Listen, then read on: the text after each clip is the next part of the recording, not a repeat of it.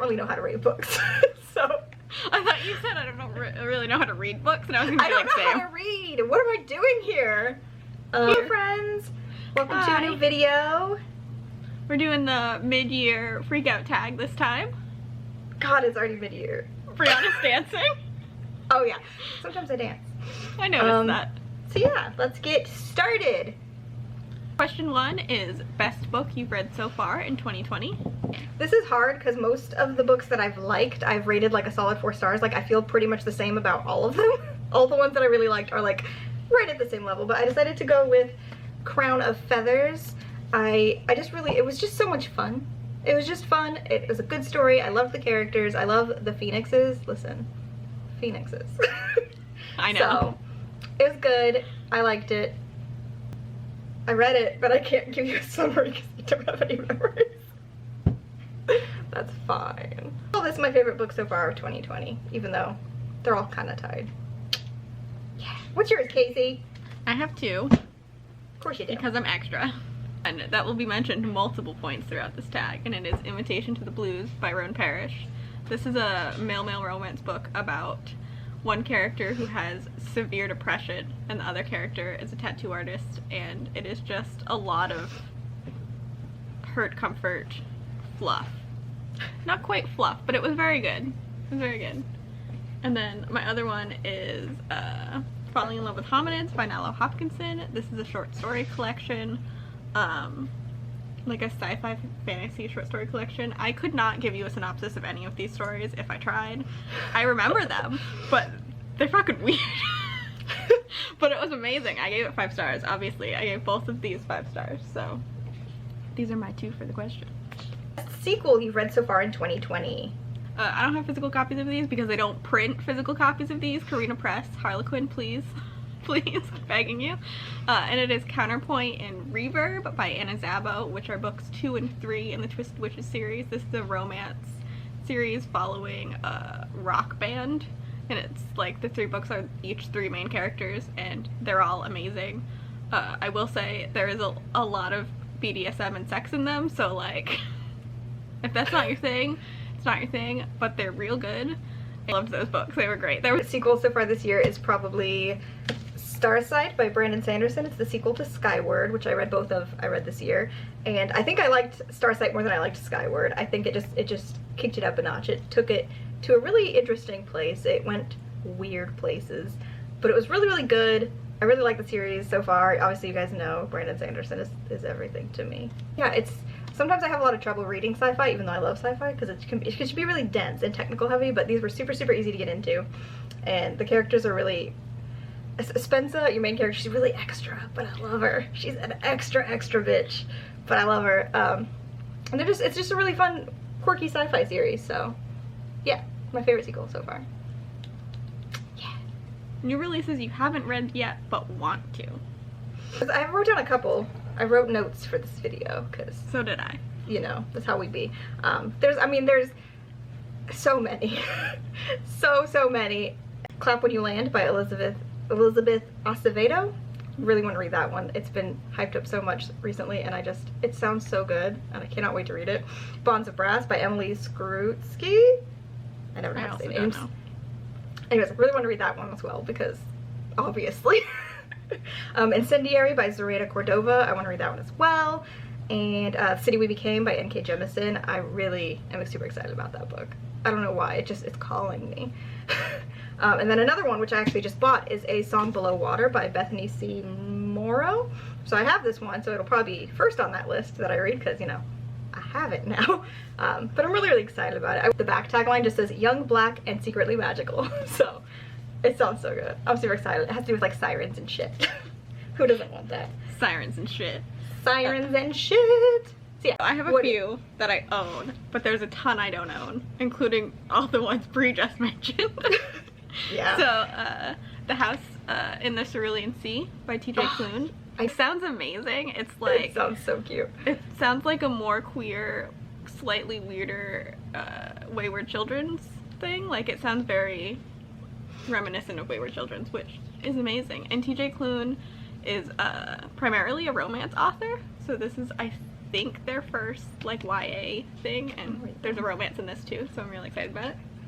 And then I have The Song of Wraiths and Ruins by Roseanne A. Brown. This is high fantasy, I think. I don't know anything else about it besides the fact that I signed up for like a pre-order campaign and got some cute little things.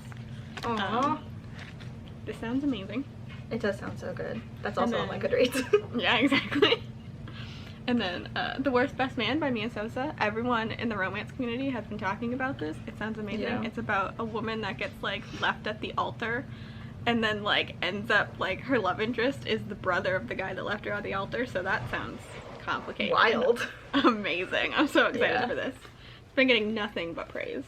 And then finally, Tarnished by the Stars by Rosie Thor. I believe this Also has... on my list. Yep, I believe this has an Arrow and or Ace character in it, so obviously it's on my list. Obviously I pre-ordered it. Obviously. So, and tons more, I'm sure. There's so many, you guys. You all know. You're There's here.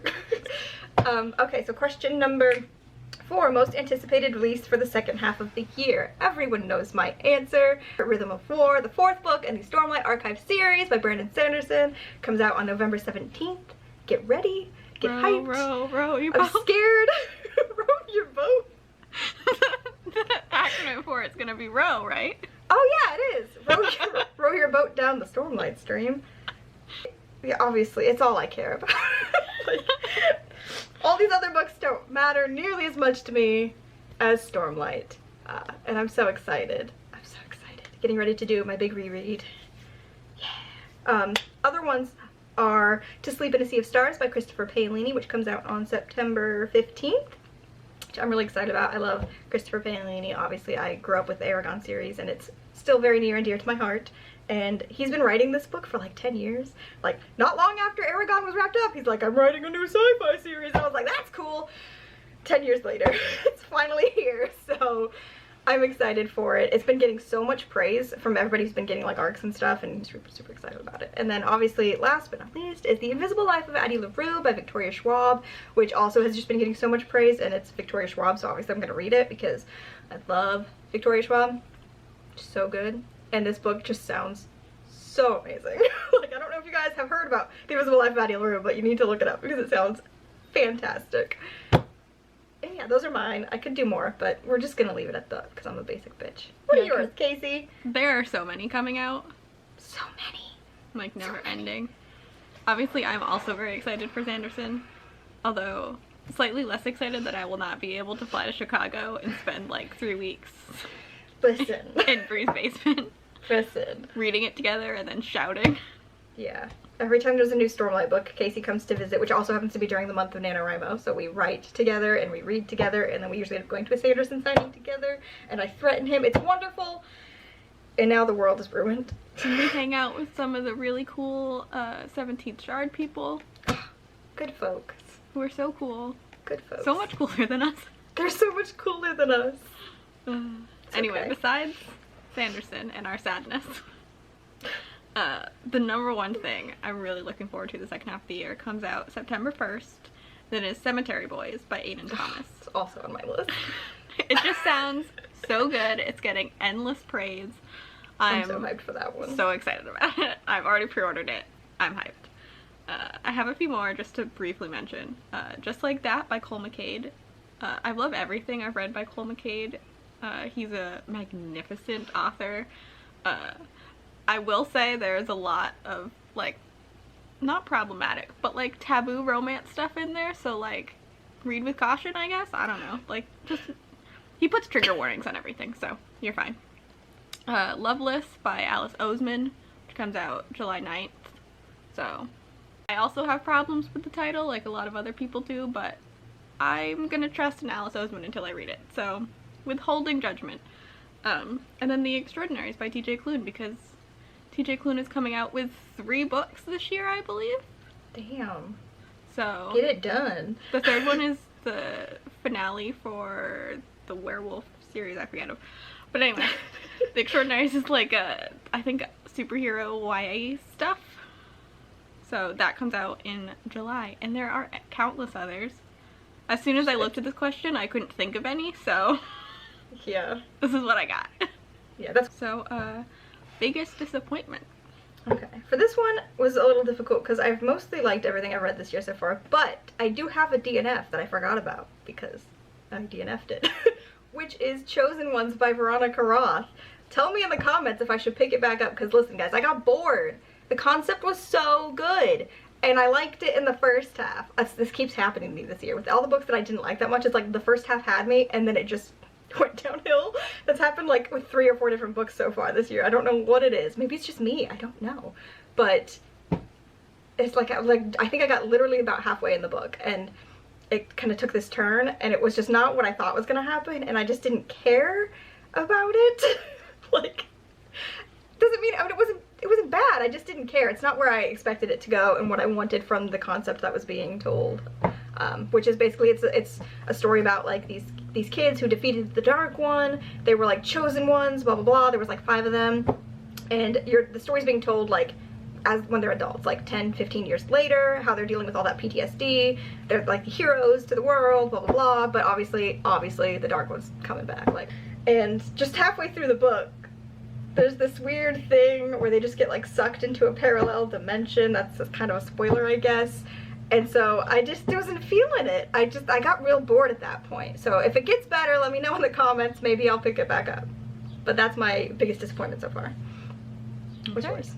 Well, I have 2, and they're not like large disappointments. I did finish them and rate them relatively high. I've DNF'd things this year too, but I don't remember them. So, the first one is Sweet Topping by Carol Lynn, which I mentioned in some kind of video so far. I will figure out which one and link it. But it just had like some weird ableist stuff in it, which was, I don't know, it was handled weird.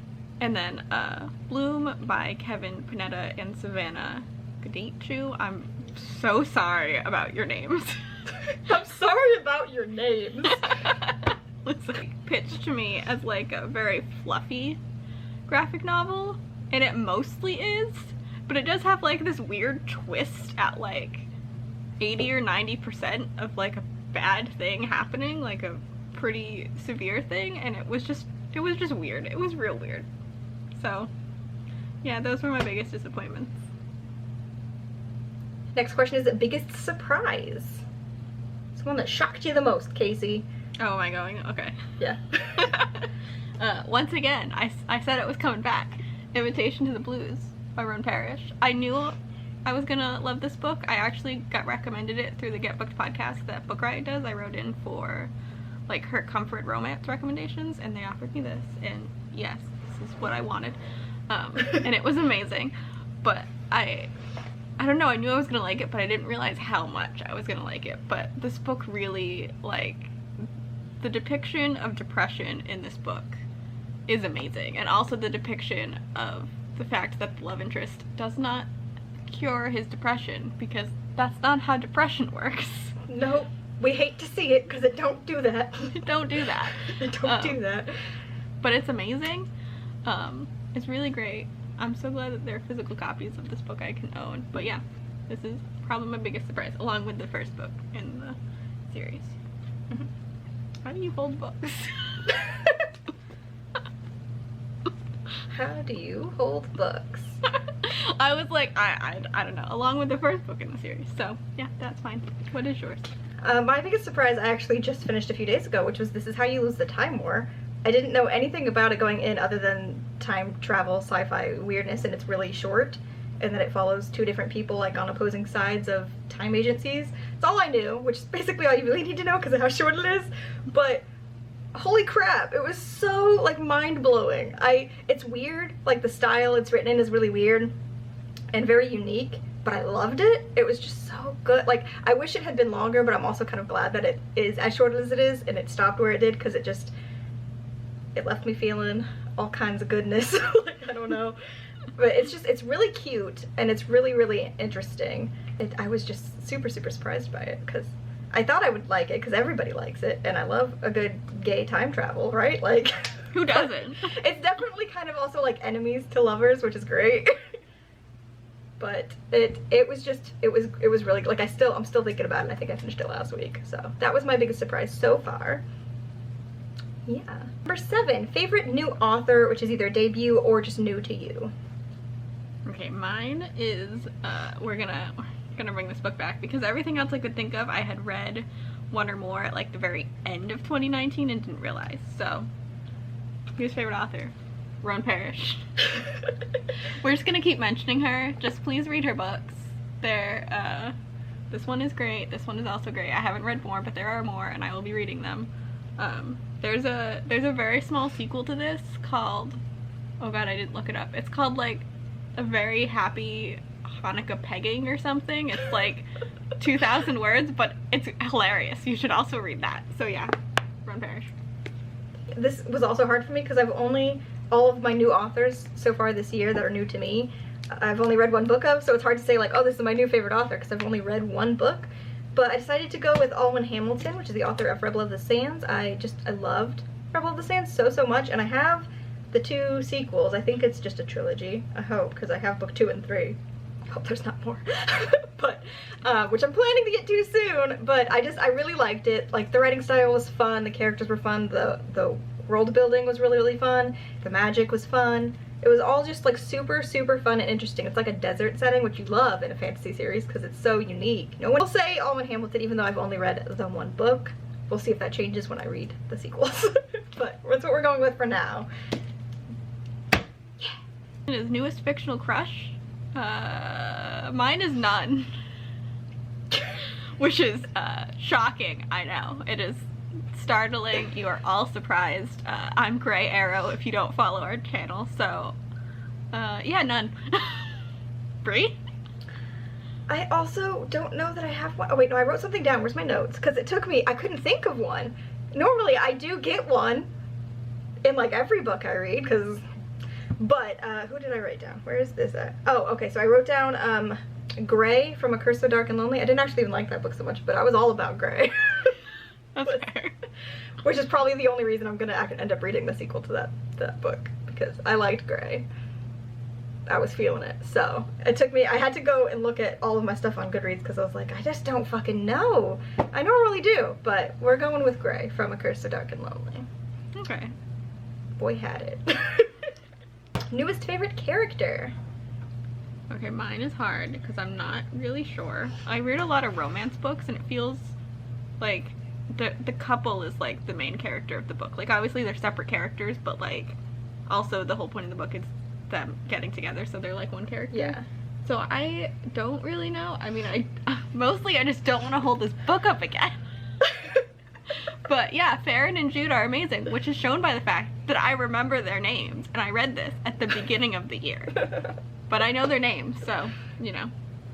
I mean, also, I recently read American Dreamer, and I really loved both of these characters. They were amazing. And I also loved, wow, his name is also Jude. I didn't notice that. That's amazing. I also loved Jude's best friend, whose name I can't remember, but she was amazing. I don't know if we ever get her book because she's, you know, married, but she was great. That's boring. Yeah, it's boring. Right, for me, I have to go back to this stack. This also took me a minute to realize. I was like, who is it? There's gotta be someone, my newest favorite character. And we're going with Mbot from the Skyward series, which is the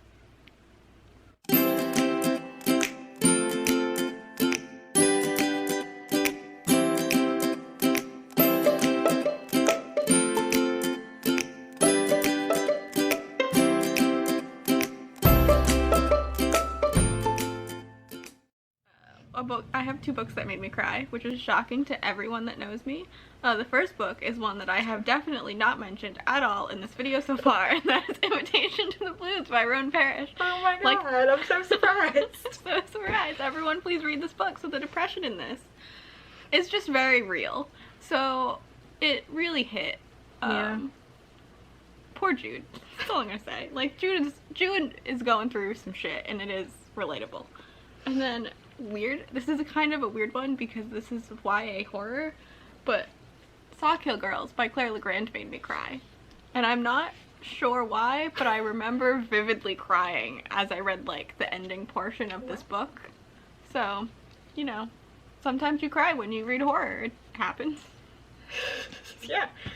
I don't have an answer, which is also really shocking. Like, Casey's and I should have been flipped here. I should have been like, Yes. here's 5 that made me cry, and Casey would have been like, nope. Casey doesn't ever cry. I cry over everything. Doesn't have to be sad. I still cry. But I cannot think of a single instance. I'm sure there must be one in any of the books I've read this year where I've at least teared up, but I can't think of anything that was like so sad that like it wrecked me. I don't know. Maybe one of the Wheel of Time books that I've read this year maybe got me, because I'm really invested in those characters. Sort of.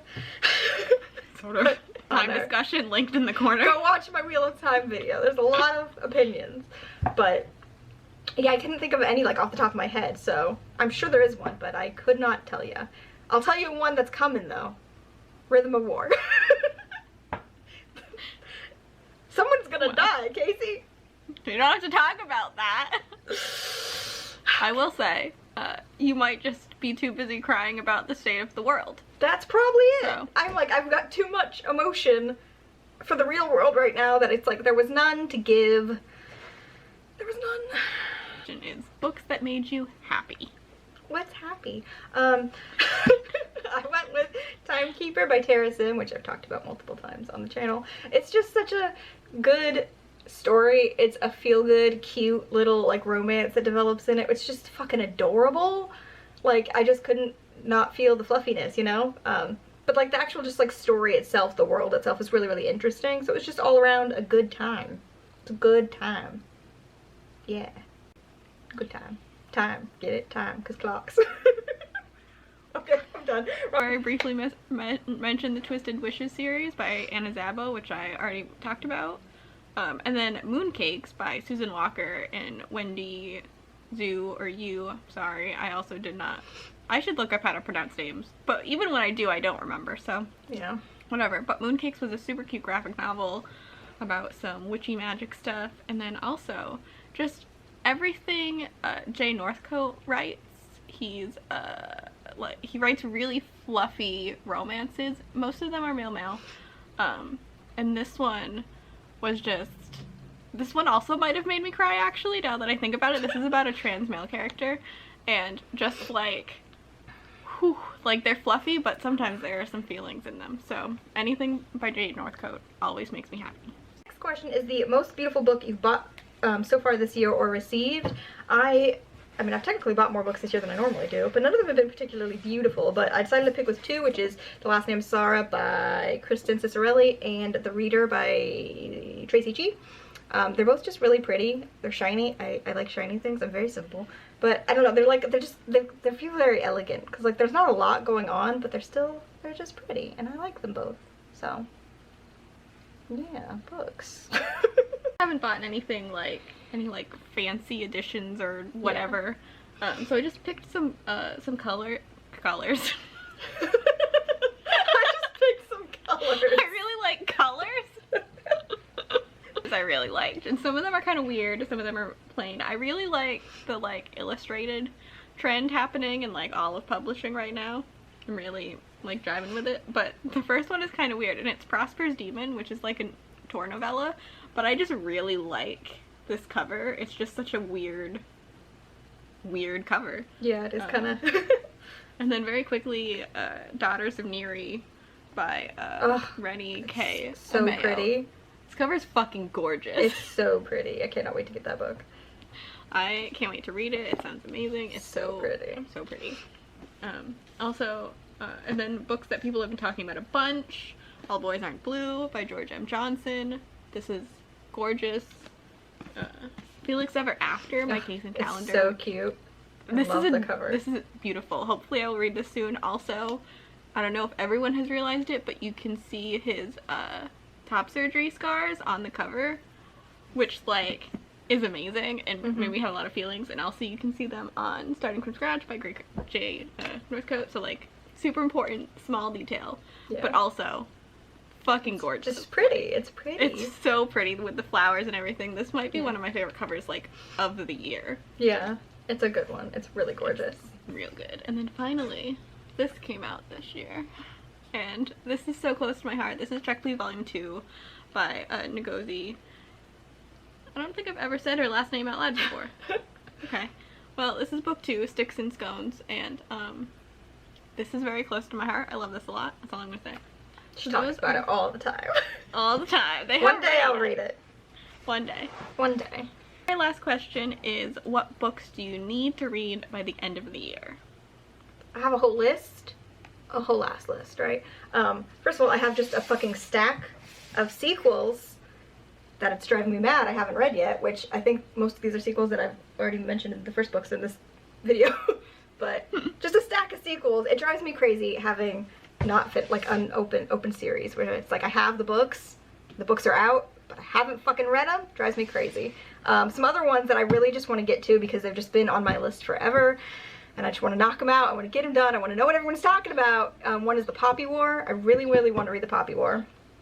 Another one is Rage of Dragons. That everybody is just lost their minds over Rage of Dragons, and I cannot wait to get my hands on it. And another one I really want to read is the Gentleman Bastard series, The Lies of Locke Lamora.